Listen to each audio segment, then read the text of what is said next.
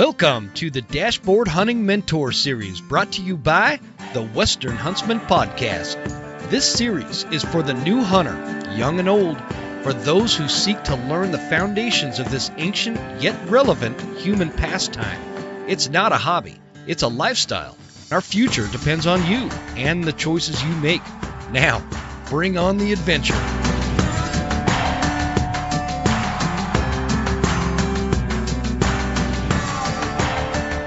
Ladies and gentlemen, welcome to this episode of the Dashboard Hunting Mentor Series, brought to you by the Western Huntsman Podcast. I'm Jim Huntsman, your host, coming at you from the Broken Tan Studio right here in Clark Fork, Idaho. All right. So, guys, this is kind of like episode number 2 in the Dashboard Hunting Mentor Series, and we're going to talk about woodsmanship in this episode. So last year we kind of introed this series and talked about all the things that you need to know kind of after Hunter's Ed, and this is going to be the next next episode in this series, and it's going to be based around woodsmanship, because I think a lot of hunters go out into the woods and they don't have a solid grasp on woodsmanship, and woodsmanship will do a few things for you. It'll make you a better hunter. Being a good woodsman is not that complicated, but it will make you a much better hunter. 2, it could save your life. It's really important to know some basic woodsmanship skills and understand some of the dangers, and a lot of this is going to be directed at mountain hunting. So mainly, your western hunting, some of you folks back east that do, some of those mountain ranges, back east, it's going to be pertinent to you as well. So we're going to be mainly talking about mountain hunting, and I do this because mountain hunting is where woodsmanship really comes into play, because you're usually going to be a lot more remote and far removed, whether you're hunting alone or maybe you have a hunting partner. You really want to know some basic woodsmanship skills. So before we kick off into that, I received I received a bunch of emails from the last time since we did this series episode, and I want to kind of pick one of those out and answer the question that was sent in to me. And so if you guys listening, if you have questions as a brand new hunter that you want me to answer, send me the emails at jim@thewesternhuntsman.com, and I will do my best to kind of shuffle through those and answer, 1, 2, maybe 3, depends on how many we get, and I'll go through and answer those questions. So this question comes from Brandon H., who is in Arizona, sunny Arizona, I might add. I believe he is 14, and he asked me what my favorite camo is. So Brandon, let me talk to you a little bit about, I'm going to answer this a couple of different ways for you, because you're talking to somebody who is not a big-time gear junkie, and I want to say this about hunting.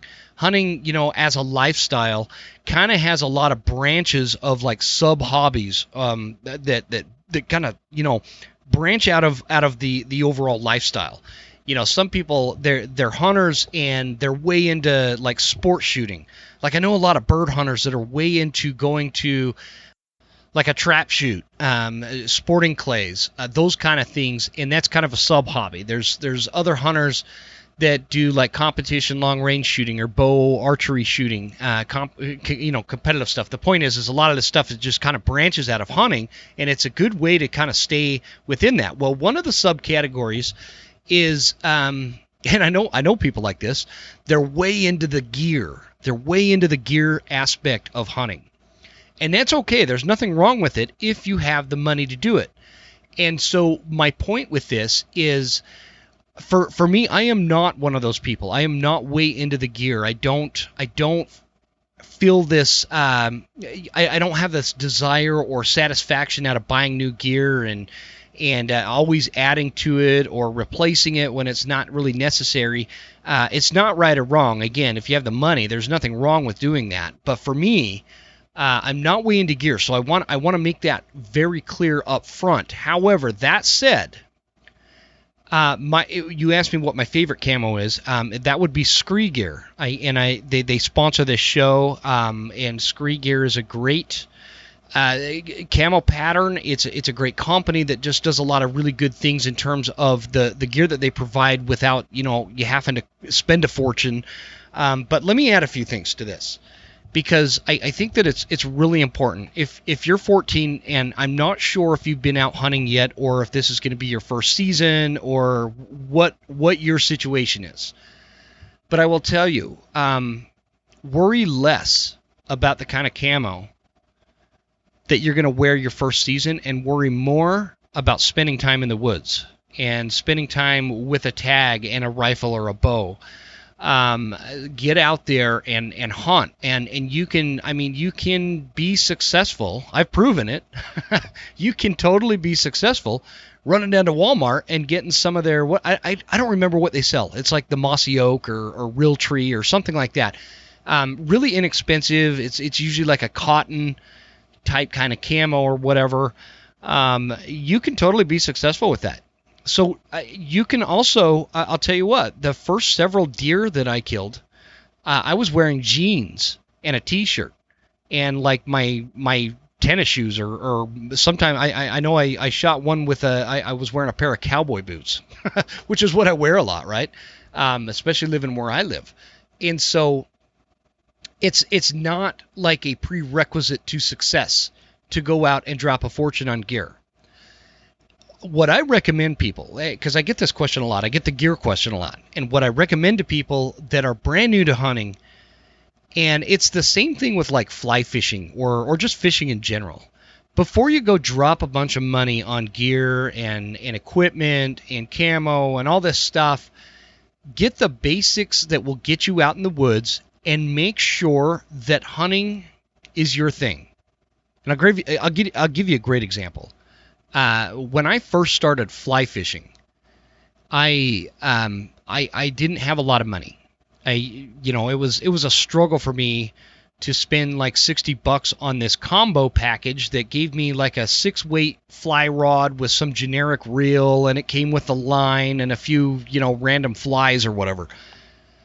And that's how I learned to fly fish. I went out and I used that, and I learned what flies to use and how to put those flies and present them in front of the fish and locate fish and learn everything I could about rivers and bends and eddies and just all the things that are kind of involved in the whole fly fishing world.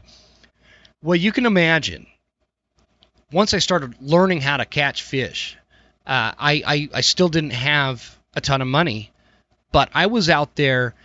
And I bought a pair of waders from Costco, and they were $40. In fact, I'll bet you money in my storage unit I still have those dang things. This was almost 2 decades ago too, by the way. I spent like $40 on this pair of waders and $60 on the fly fishing rod combo, and then some various, I don't know, another $20-$30 on some flies that I got some advice from the fly shop, who gave me an idea of what to use on what rivers. And I used the heck out of that stuff. I went up there and I was catching fish after fish. Once I learned how to do it, it took a while. It's just like any type of fishing. There's kind of an art form to it, and especially with fly fishing. And so it took me a while, but I figured it out. I started catching fish, and what I found was I would be up on this particular river. And it was a great river to fish, by the way. And I'd be landing trout. I'd be catching fish. And the person, somebody would show up next to me, and they had like their $2,500 waders on, and they had their $1,500 fly rod and $500 reel. And they had all this other gear that they really didn't use, but they were just totally decked out, probably $5,000 worth of stuff, standing on the river, watching me catch fish after fish while they stood there in frustration wondering why they weren't catching fish. And the moral to that story is, the gear is not going to be what makes you successful. And I think that's really important, because within hunting, there's so much marketing out there. There's so much information about, and some of these shows where people will say, oh, well, I couldn't have done this without this particular piece of gear and whatnot. A lot of that is just rubbish. And it's just a marketing thing to get this stuff out there. And don't get me wrong, I really like the point I'm at in my life now. I have a lot of really high end, nice gear. I have a very nice fly rod. I have the high end waders. All that stuff where it does help. It helps keep you in the field longer or on the river longer, or it can just last longer because it's good gear, whatever that case is. Anyway, that's not the point. The point is, think back, this kid in his early 20s, out there nailing fish all over the place on the river with less than $200 worth of gear. And I'm smoking the folks that were out there with $5,000 worth of gear. They weren't catching anything. It's not like they were just kind of, not catching as many. Like, they weren't catching anything. And why I was beating them is because I didn't spend a bunch of money on gear. Instead, I focused on how to catch fish in a river. And I focused on what fish eat. It's the most natural way for them to feed, right? So that's why fly fishing is effective. It's the most natural way. And that's all you're doing is presenting the most natural, lure or bait source in a fly, and attracting these fish to the end of your line. And that's what I focused on, how to do that part. And that's what you need to translate into hunting, because hunting is similar in an aspect of fly fishing on a sense that it's complicated. There's a lot of moving parts. There's a lot of different things that can go right and can go wrong. But what makes or breaks you is the experience and the time in the woods and understanding what you're pursuing. And so I apologize for the long answer, but that it's really important to me, Brandon, that you focus on, let's say your first hunt is going to be a deer hunt. It's really important that you focus on what deer eat, where they bed down, how they move in a 24-hour span. Where are they in the morning versus midday versus evening versus the middle of the night? What do they like to do? Where do they like to hide? Where do they get the shade? Where do they get the everything that they need in a deer's environment? We're going to talk about some of this stuff in a later episode, by the way. But for now, that is what is critical. And you can probably go into like your bedroom or whatever and find a lot of stuff that will do the job. You can go to an Army Navy surplus and get some cheap camo if you want, or Walmart, or whatever, where you're not spending a bunch of money on that because you really want to. And I think this is why I was getting at using the fly fishing kind of analogy there, is there's a lot of fly fishermen that go out and spend a lot of gear, and there's a lot of hunters that go out and spend a lot of gear before they actually do it, and then they find out that it's really not their thing. But now they have all this expensive gear that they'll never get that money fully back from, right? And so you want to make sure that you are passionate about it. Make sure that it is a thing that you want to commit to before you spend a bunch of money. Once you get to that point, however, good gear, good camo, because your question was specific to camo, will help aid you, not so much in the camouflage and the hiding aspect of it. It helps because it's higher end technical gear designed for the mountains. Okay, it's going to keep you drier. It's going to keep your scents down better with like a merino wool underlayer. You're going to be able to layer your systems. So, like I've been spending a lot of time bear hunting. It's spring bear. So in the morning, it's really cold. It's cold enough that it's uncomfortable out there without the right layers on. But by lunchtime, I'm able to take some of those layers off and put them in my pack and cool off. And then by evening, again, because it's been spring, it starts cooling off again quite a bit. And so I start putting those layers back on, right? And so that's kind of the point. Good rain gear, good camo, and all that stuff, I get it from Scree Gear, ScreeGear.com. I have an ad in this episode that will give you like a promo code and all that kind of stuff if anybody's interested in that. But that's my go-to camo. But again, it took me a long time to get to that point where I feel like when you're a brand new hunter, worry much less about looking cool with good camo, okay? Because it does look cool, right? we all want to look cool, but that is what is least important when it comes to notching a tag, because you're going to look cooler taking a picture with a dead buck than you will just taking a picture on the mountain with some cool camo on, because that's what'll happen. That's how it works every time, and that's what you want to focus on. Okay. Hopefully that answers that, guys. Again, if you have any other questions, you guys listening, especially, I really like hearing from the youth hunters. So, especially if you guys have any questions, definitely send me an email. Again, that is jim@thewesternhuntsman.com. That is my email address. Okay, woodsmanship. So what is woodsmanship? Let's talk about what woodsmanship is. Woodsmanship is like this big thing of moving parts, kind of like what I was talking about a little bit earlier. There's a lot of things that go into woodsmanship, and there's a lot of misconceptions about woodsmanship is. But I say that there's like 10 things that you really need to know about woodsmanship so that you can go into the woods prepared with the right kind of knowledge that will help you be successful and keep you safe and keep you alive. Navigation is one. Mountain thermals is another. Knowing some basic first aid. That is a woodsmanship skill. How to build a fire, knowing what to pack in your pack, whether you're day hunting or you're going into the backcountry, like an emergency kit, knowing plant identification, knowing how to build a shelter in case of an emergency, basic foraging skills, and knowing how and where to set up a camp if you, let's say you're in the backcountry or whatever, and understanding animals. Those, in my mind, those 10 things are what hunters need to know in terms of woodsmanship.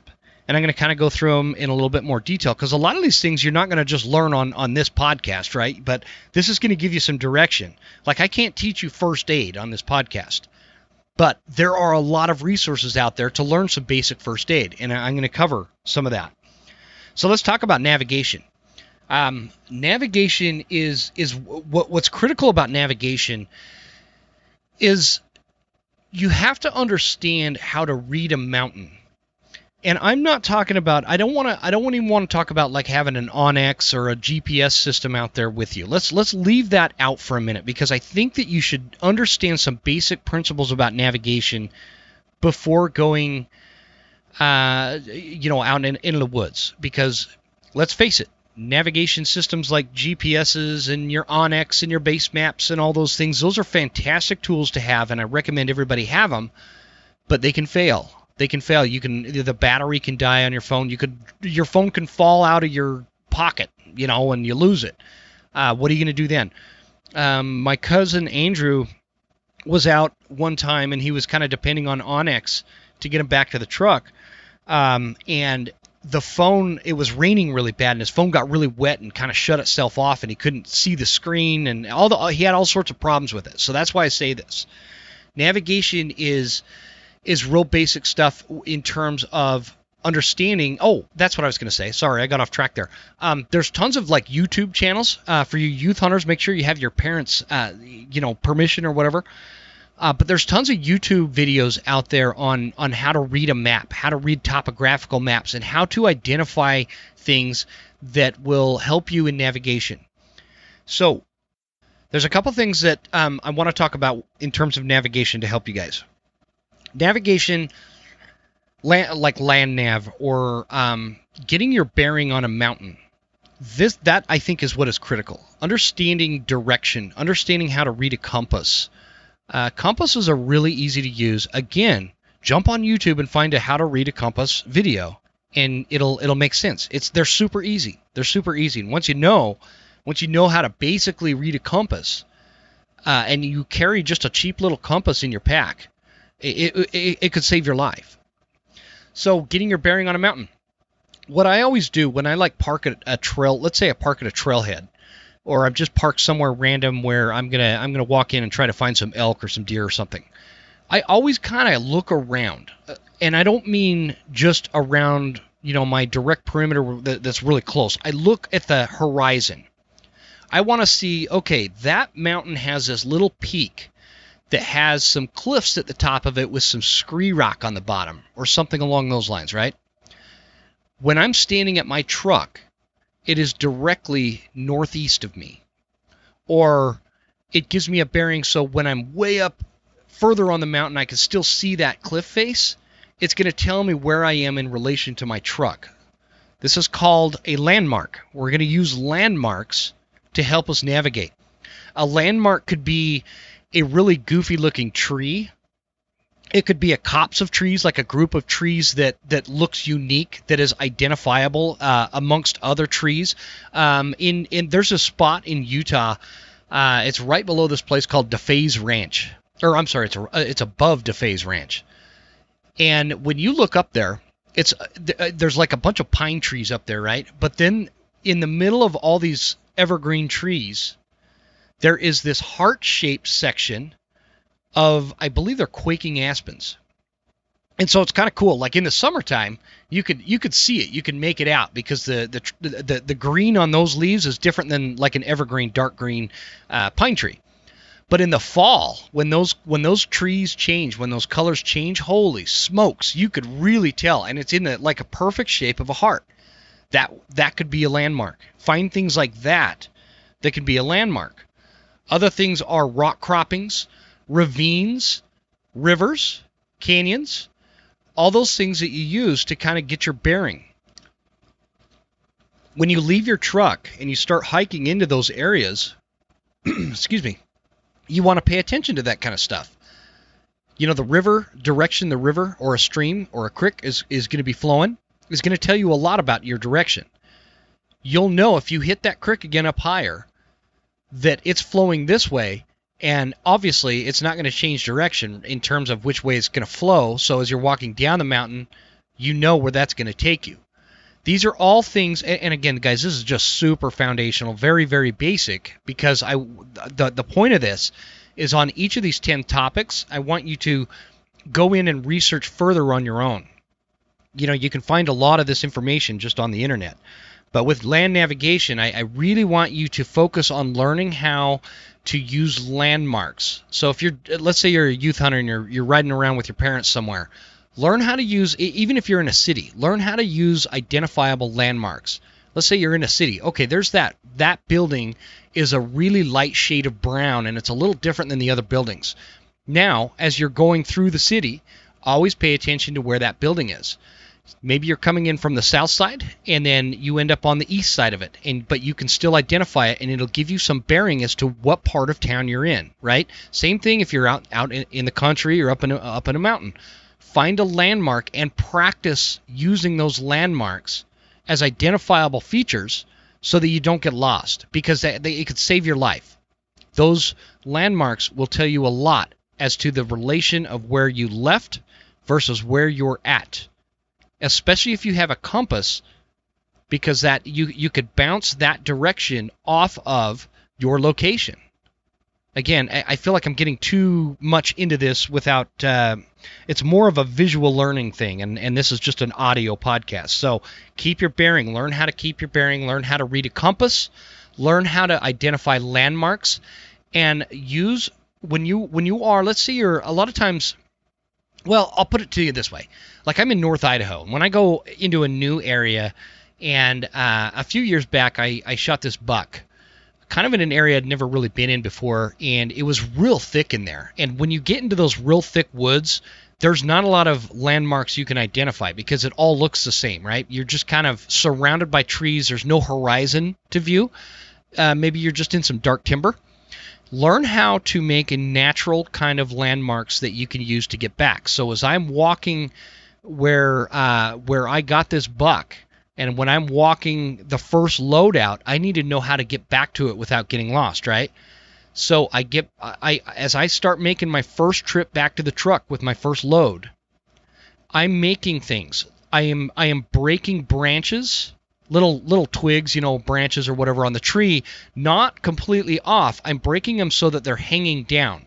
So most of your branches, they come straight out from the tree, right? They're kind of on this this horizontal line, and I'm snapping it in half so that half of it is vertical up and down.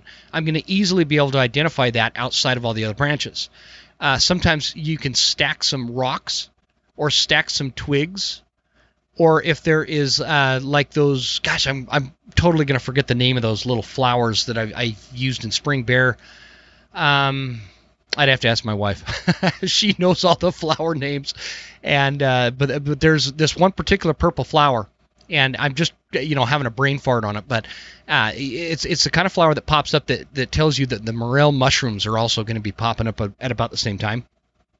You could take like 4 of those and either kind of pinch them into the bark on a tree so that it's at eye level so you'll see them on your way back, or stack them up in like a trail area. The point is about every 10 feet I'm making these little landmark things to get me back to the truck, and then once I'm at the truck, I drop that load off and I head back to the deer to get the rest of it, right? And so now I've got this perfectly good little trail that I made. It's all natural stuff. I'm not leaving ribbons out in the trees. I'm not, because you could do that as well, but the problem with that is nobody ever takes them back, and so you've got all these ribbons randomly tied to, fluorescent orange or whatever, tied in trees, and they're there for years. And so I try to not do that. Hopefully that helps. Okay, so we've covered some of that basic stuff, and again, guys, go on and learn some more of the advanced stuff, because this very basic and all audio, no visual. I wish I could make a video to kind of teach you how to do this, but the other aspect to navigation is going to be what I talked about earlier with your GPS and your onX apps. Like, onX is great because once I get out of my truck and I gear up, ready to go, I hit the little tracker button and it tracks me. And I know exactly where I'm at as long as my system is functioning. I always put my phone on airplane mode because the battery will last a lot longer when you're on airplane mode. And I allow that thing to track my route the entire way in. That way I've got a visible trail on my phone that will get me back to the truck. Okay? It's going to give me directions. It's going to give me contour lines so I know if I'm about to walk into something really steep or dark timberish, I'm not going to get lost when I'm using that. But that said, keep in mind what I said earlier. Technology can fail and there could be a problem. So just having the basic understanding of your navigation before going out is going to be super, super critical. All right, let's go into mountain thermals. Mountain thermals are something that I didn't know about for a long time as a young hunter and young adult, actually. Nobody taught me what thermals were.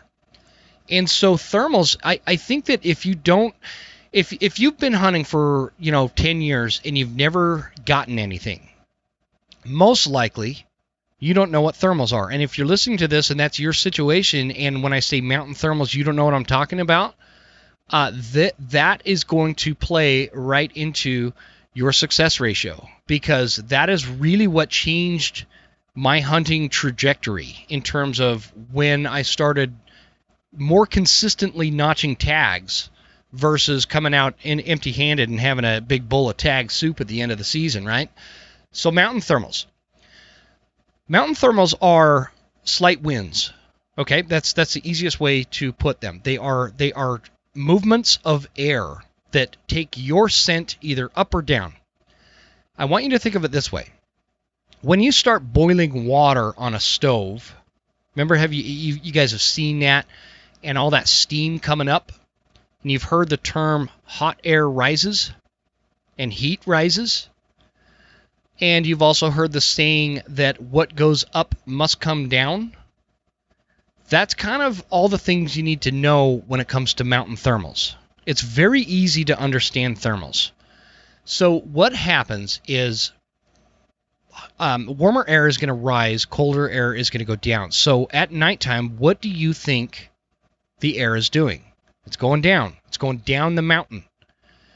Now, just because the sun is out and you can feel a little heat from it, especially on those cold fall days, does not mean that air has suddenly shifted and gone up, because this is where we get super scientific. That's not what's taking place. What's happening is the sun is heating the ground, and the ground getting warm is what makes the air shift to an upwards thermal. So in the morning, your thermals are going to go down. And generally speaking, this is again super general in terms of like whatever region you're hunting in. Arizona is going to be different than Montana, time-wise. But where I hunt, generally speaking, the thermals are going to be going down until about 9 o'clock in the morning. At about 9 o'clock in the morning, you're going to have like a 15 to 30 minute time frame where you're going to get some swirling thermals where you could feel them going up and down because they're shifting. The ground is heating, right? And at about that 9:30 time, those thermals start going up the mountain. It's pretty predictable. And then in the evening, as the shadows start hitting, and because that time changes so often, I don't really have a time to give you, but you'll know what I'm talking about. The sun starts sinking low in the western sky, and they're starting to cast shadows all over, and you can feel the temperatures dropping a little bit. Well, what do you think's happening? The ground is losing its heat. So those thermals, again, you're going to have like a 15 to 30 minute time frame where you're going to have some swirling winds, swirling thermals, and then they're going to shift consistently to down. So like you folks in the Midwest, on a very macro, large scale, you get those prevailing winds. When you're hunting whitetail, you're always paying attention to the prevailing winds, and that's going to many times tell you what deer stand to sit, right? So a prevailing wind, how it has been described to me, is kind of like a macro level, a large scale level of a mountain thermal in a sense. Because what's happening is somewhere is the ground is heating up more than it is somewhere else. So it's pulling all that air. Okay, so as that heat rises, it's pulling the cooler air to it. This is very similar to how hurricanes are started in the ocean. But that air, like this lake we used to hang out on, every day at like 3 o'clock, every day we'd get this crazy wind for like 2 hours. And what was going on is the air over the water was cooler than the sandstone rocks on the banks. So those rocks were heating up and lifting that air straight up into the air. And what was happening is it was pulling that cooler air in to replace the hot air. Does that make sense? It becomes like a vacuum. So thermals are no different. Mountain thermals are no different, other than what happens on a mountain thermal is you are going to have things like ravines, drainages, creeks, these kind of crevices in the mountain that could switch it. So like you could be on a ridge and the thermals are going up, and you drop to mid slope, and all of a sudden, because of the shade, the sun has not heated the ground at that point, and so the thermals are still going down. So again, 9:30 on a ridge, those thermals are consistently going up. You think you're good to go, but you get mid slope and it's still 9:45, 9:30 in the morning.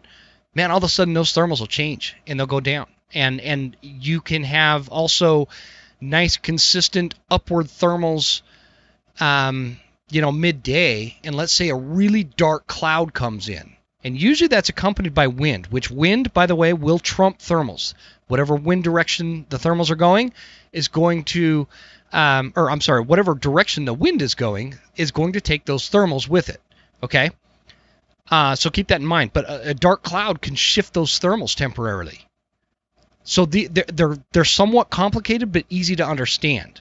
I have an article that I wrote that has a lot of pictures and imagery regarding thermals on the westernhuntsman.com. Click on the articles tab and just kind of scroll through those, and you'll find an article that is about mountain thermals, and it's got pictures and like the arrows are showing different times of days and how those thermals are reacting, and it's really good because you can actually physically see it. So that's a resource for that.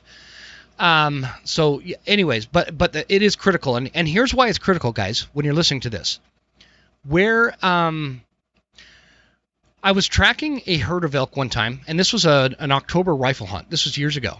I was tracking a herd, and in the morning, every morning, they'd be down on this private piece of land in an agricultural field. It was like an alfalfa field. They'd be down there, and like clockwork, as thermals started shifting, the elk would move up the mountain, and they would do it right before the thermal shifted, so they were still using the scent coming downhill, because keep in mind, these animals smell a lot better than you and I do. So as the thermals are coming down the mountain early in the morning, they start going up. Why? Because their nose is in the wind, so they smell what's ahead of them. They know what's up on that mountain. So if there's some hunter sitting up there and expecting these elk to, because maybe a hunter watched these elk in the field in the morning and thought, man, I'll just get up on that public land and sit up there and wait for them to come up, because that's what they've been doing every day. Well, they're going to ruin it, because those elk are going to smell them. So what happens is those elk go up, they go up high, and then they bed down, and they use the thermals coming up because now the sun has heated the ground enough that those thermals are coming up. Those elk are bedded up down there, utilizing those thermals to protect them from what's below them, so nothing can come below them. So what should have that hunter have done, or what should have I have done, instead of trying to get up there before the elk start heading up the mountain? What should happen is that hunter, I'll act like it's me. What I should have done is waited for those thermals to shift, wait for those elk to get up there, and then use the other side of that mountain to go up to the top and work my way back down to where the elk are bedded high up on the mountain. Does that make sense? I hope I'm making sense with that. I kind of said it weird, but the point is I'm protecting myself from the thermals. So if you're calling in an elk, right, and you're on a steep slope, and let's say you're mid slope, and this elk's coming in hot, and it's midday madness, and the elk is kind of above you, and he's going to try to get straight above you to catch a whiff of you to find out what you are. That's not going to work. That elk is going to smell you. So what you want to do is get on his same level. That way the thermals are not going to mess you up. Same thing with deer hunting. One of the places where I set a bear baiting barrel is in a terrible place because of mountain thermals. Where my barrel is, no matter or once that sun starts setting in the evening, which is your best time to sit on a bait barrel, those thermals change, and the way that the mountain kind of contours and loops down, I'm talking only 40 yards. I didn't realize this, but where I was sitting and set up waiting to shoot a bear on that bait barrel, the wind was pushing it down where I thought it was going away from me, but it was turning because of the contour of the mountain and going right at that barrel. So those bears weren't coming in when I was sitting there.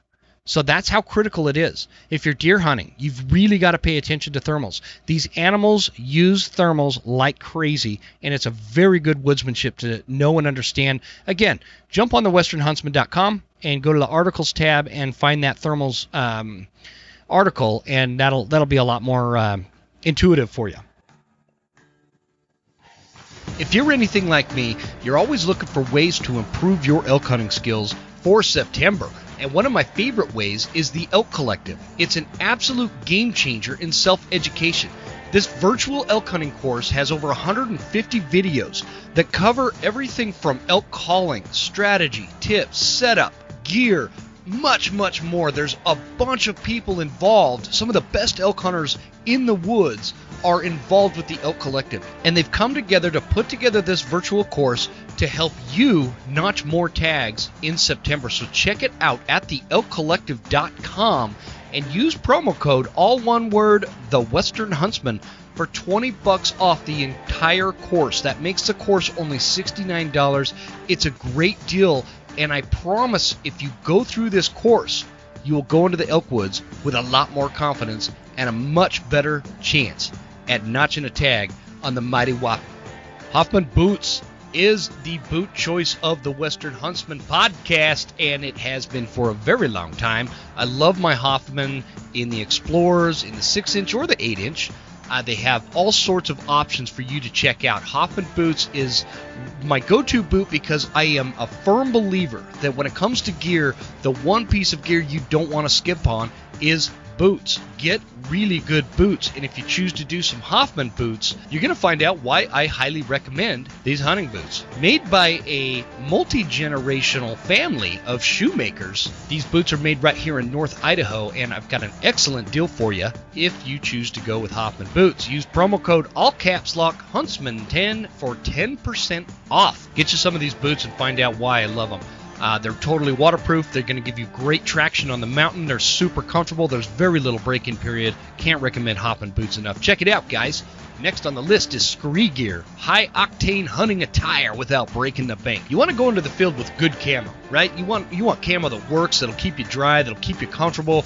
You want layering systems, the merino wool, the rain gear, all the things that make hunting a little bit easier and allows you to stay in the field a lot longer. The problem with most of it is it's super expensive. Not with Scree Gear. Scree Gear will give you all the high-end technical gear that you want without having to take out a second mortgage, and that's why I like it. And to make it even better, got a promo code, The Western Huntsman, all one word, and that will give you 15% off and free shipping. It's a heck of a deal, guys. I recommend checking out like their bundle packages. They have like the elk bundle or the whitetail bundle or the turkey bundle. All those bundles come with multiple pieces of gear, and you won't regret getting this gear. It's great stuff. Check out Scree at screegear.com. Oh, and you want to call in an elk?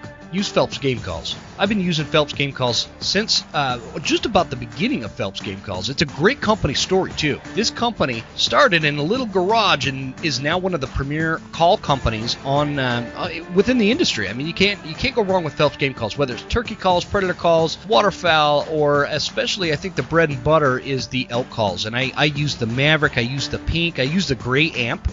Check out the AMP series. If you're new to calling, I recommend getting a couple of different ones and trying them out. Find out which one works best for you. But I promise you I'm not steering you wrong when it comes to Phelps Game Calls. It's a great company full of great people that make excellent products that actually work. And the proof is in the pudding. Call in a lot of elk, and you will too if you trust me by going to PhelpsGameCalls.com. I got a promo code for you, right?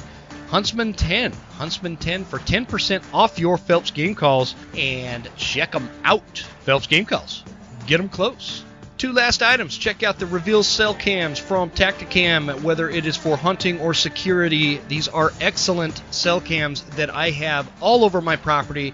To include, I put them on some job sites for some security, so people I know if they're stealing materials or whatever, I'm going to catch them.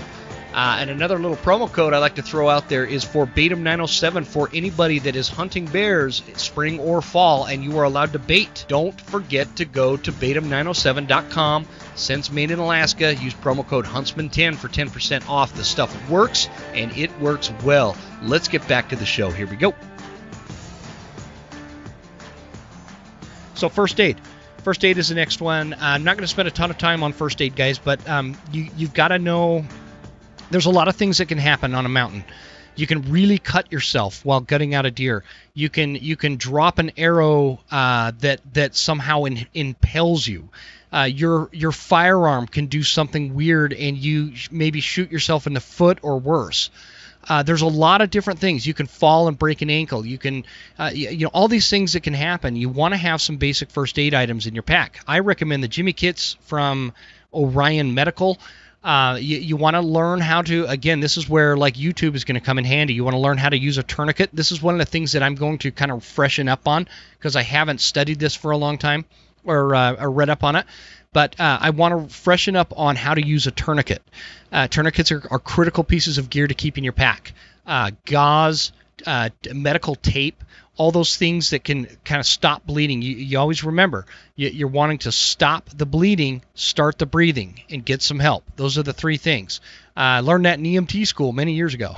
But it's been a long time. So check out, there's a lot of really good first aid kits out there. Again, I like the Orion medical kits from my buddy Jimmy Gruen. He was on a show, on this show, I don't know, I don't remember if that was last year or the year before, but he talks about all that, and he put these kits together that are really critical for your emergency first aid. But you guys need to learn how to use some of that stuff and learn some of the myths that get busted, like, using duct tape or something to stop a wound. You just want to know what the right thing is versus just kind of winging it in a pinch. So check out those first aid kits. You want to never go into the woods, whether you're going into the backcountry or just for a day. Never go out there without a first aid kit. Never. Okay, building a fire. I love this one. Building a fire is super critical, guys. And I can't tell you how many times I've been with what I thought was a seasoned woodsman who didn't know how to build a fire. This is perhaps the most important tool and little piece of knowledge that you should know. Again, I can't sit here on a podcast and teach you how to build a fire, but there are a ton of resources out there on how to do it. Carrying things in your pack, we're kind of going around. We've got the first aid. We're going to talk about an emergency kit. All this stuff needs to be in your day pack, even if you're just going for the day, right? Because a lot can happen. If you break an ankle and it's going to be 32 degrees outside at night, and you can't get out and somebody can't get to you, you're going to want to know how to build a fire while you're sitting there in pain with a broken ankle, okay? That's kind of what we're talking about here. But building a fire is a stepping stone process. You don't just grab some logs and try to light them with a lighter, right? No, it's not how it works. You've got to start small with kindling. You've got to start very, very small. Dead grass, pieces of those really dead branches that are thinner than like the lead in the pencil that you can you know how you can pull the lead out, those kind of things. And then you start adding to it with a little bit bigger and a little bit bigger and a little bit bigger. And things that are alive don't burn. Again, I'm not going to spend a bunch of time on this because it's not the appropriate place to teach somebody how to build a fire. But what I recommend you do is you watch some videos. You learn how to use like a flint and steel, because I always keep one of those in my pack because you never know when a lighter or matches are going to fail. I keep those in my pack as well, though. I also keep like a little fire starter. It's like this little, I don't know, you can get it for like pyro putty. There's a bunch of different ones out there, but they make lighting a fire a lot easier. And I put one in like a sandwich bag inside of my emergency kit, so it stays dry and I know it's in there in case of an emergency. But learning how to build a fire is a very critical woodsmanship skill. What I recommend is you find some videos. Again, YouTube is our friend here. And watch some of those fire starting videos and then apply what you learned in person, whether you can go into your backyard or maybe you can go out in the mountains. Maybe you're going camping on a family camping trip or something, but work on starting fires in random places with just what's around there. Learn how to start a fire with nothing, and it'll make it so that when you're prepared with the stuff in your pack, you'll be able to light a fire very easily. Next up, emergency kit. Emergency kit are just going to be things that you keep in your pack in case of an emergency and you're stuck again, like you're stuck out there. Those are going to be things like the fire starter, some lighters. I carry 2 lighters. I carry extra batteries for my headlamp. I carry some matches. I carry like I told you, my flint and steel. Gosh, I can't remember. I've got a really cool one. I'd tell you guys, but I don't remember the name of it. I'm totally drawing a blank. And I keep one of those emergency blankets.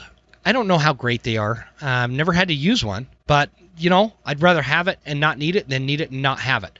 Another thing I always keep in my pack is you can go to like Walmart and get these for super cheap. It's like a 5-foot by 7-foot tarp. And I do that because the tarp is great for, let's say I've got an elk down and I'm breaking it down. I'm quartering it out. I could set the rear quarter on this tarp without getting it all dirty, because a lot of times I'm just hunting solo, and I can work it into the game bag from there. Versus when you're alone, you've got nowhere to put it. It's going to get dirty if you set it on the ground, and you got to kind of wrestle with the game bag to get that rear quarter in there, that kind of thing. But I keep that tarp in there. It's also great for if I do get stuck out there or some crazy thunderstorm comes in, I've got something to make a shelter with.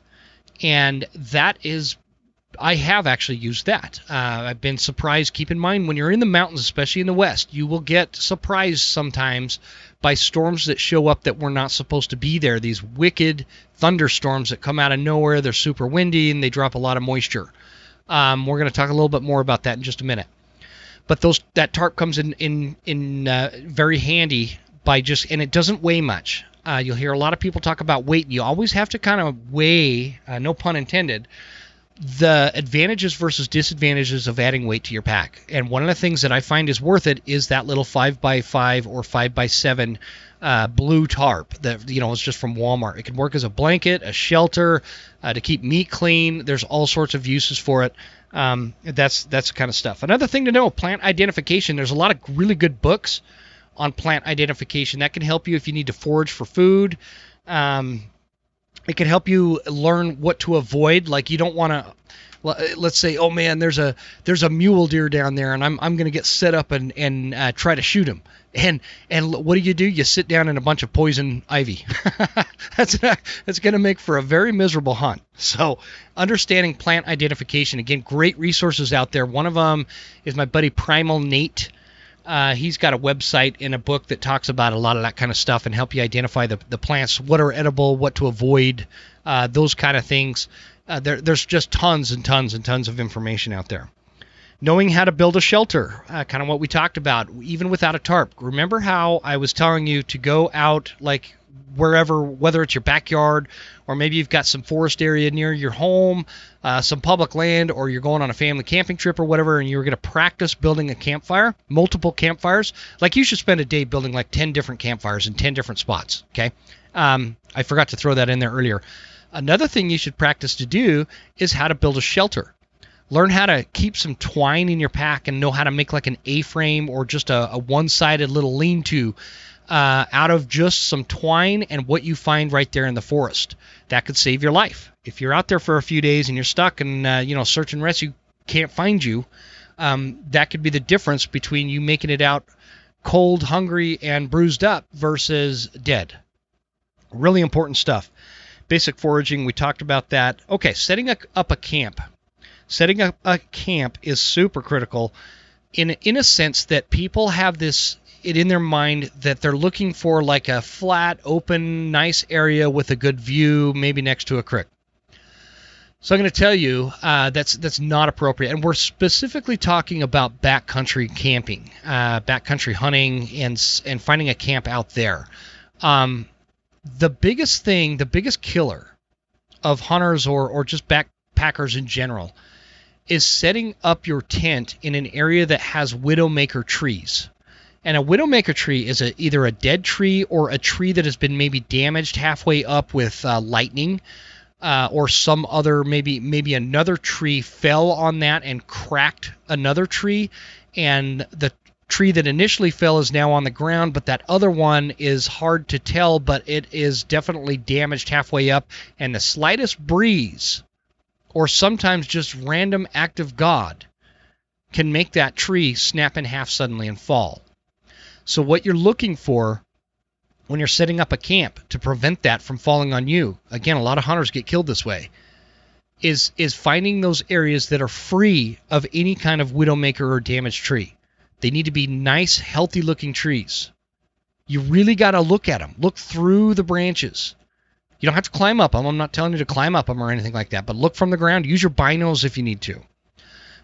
But make sure you're identifying whether or not that tree is a healthy, strong tree, or if it has the potential to break and fall on you in your tent. You want to, if you can, set up away from those trees.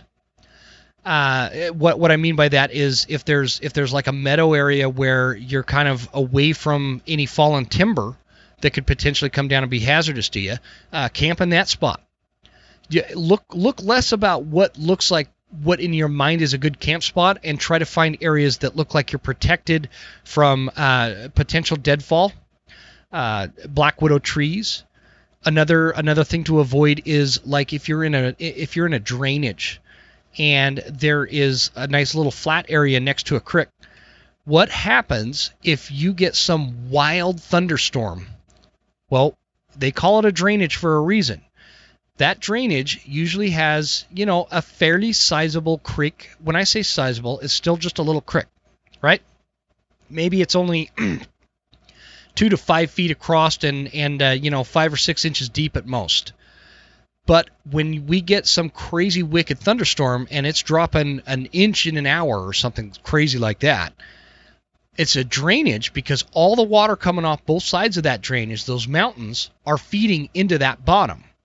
So if you set up a tent and some storm comes in and drops a crazy amount of rain, you're going to be in like a flash flood status because all those little ravines coming down into the bottom of that drainage are draining the water coming down that's not getting absorbed into the mountain, potentially creating a hazardous situation where you get a flash flood kind of scenario. It happens a lot in deserts more so than some of the more northern climates just because, like in my mountains, it'll absorb a lot of that water, but it's still something I would watch for. Just setting up a camp in general is going to be a critical thing for you. You just want to watch. Are you in like a flash flood zone? Are you around a bunch of dead or dying trees? Is there a bunch of beetle kill around there? Those kind of things. Avoid them.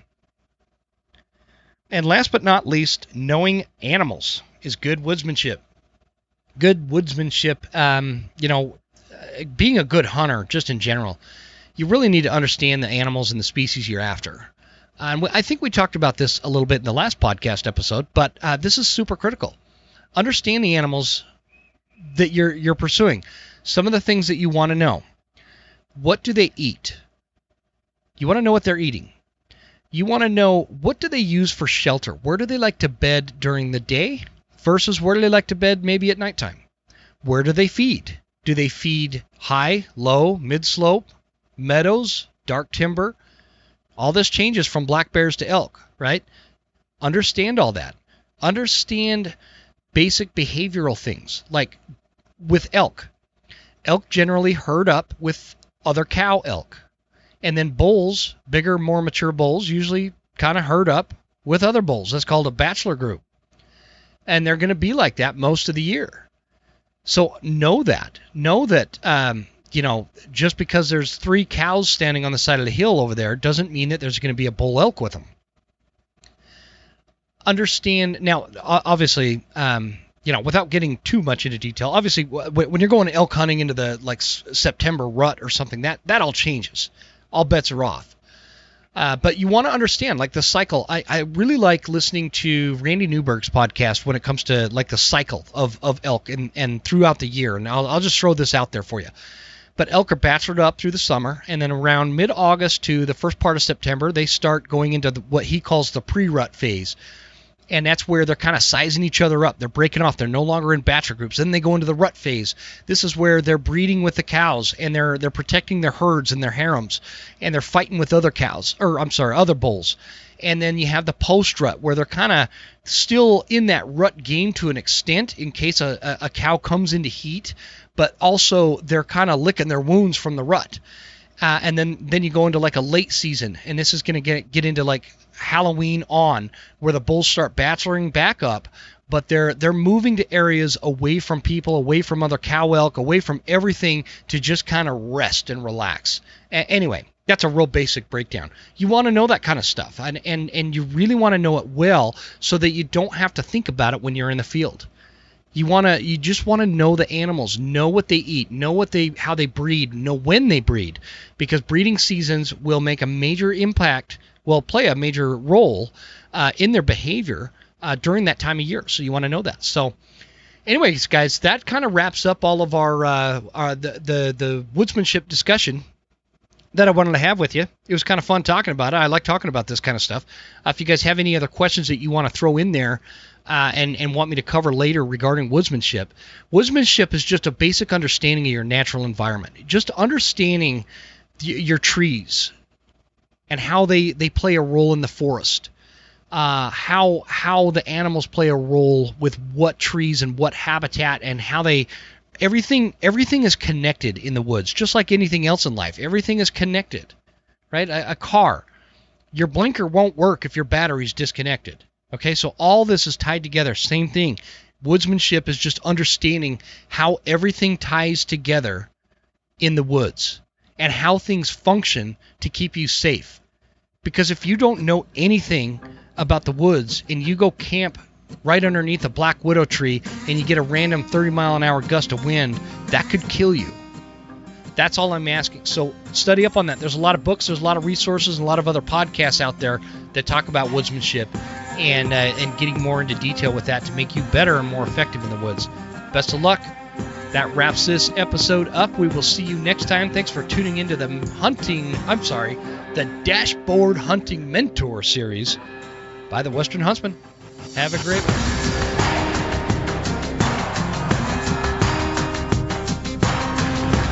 You made it all the way to the end.